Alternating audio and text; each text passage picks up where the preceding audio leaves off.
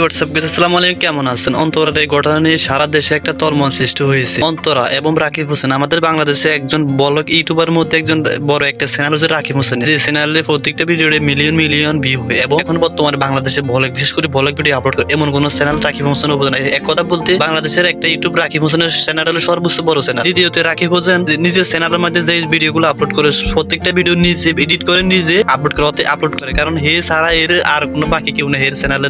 এর নিজে ভিডিও নিজে আপলোড করে, কিন্তু ইদার এর অন্তরাকে নিয়ে একটা দুর্ঘটনা ঘটে গেছে। এটা নিয়ে সারা দেশে একটা তলমল সৃষ্টি হয়েছে। এটাই কি আসলে বাস্তব? কেউ কমেন্টে বলে যে এটা রাকিব হোসেনের চ্যানেলটা এখন ড্যাম হয়ে আছে, এখন তারা ভিউকের জন্য এবং চ্যানেলটা খারাপ জন্য তাদেরকে এই ভিডিওটা আপলোড করেছে। কারণ এই জায়গাতে রাকিব হোসেন নিজে এডিট করে নিজে ভিডিও আপলোড করে, এই জায়গায় ভুলটা কেন হয়? আপনাদের মতামত বলবেন যে আসলে ভুলটা কার, রাকিব হোসেনের নাকি হয়তো এই জায়গাতে নিজে খেয়াল করুন। ভিডিওটি ভালো লাগে চ্যানেলটা সাবস্ক্রাইব করে পাশে থাকুন। আপনাদের মতামতটা কমেন্ট বক্সে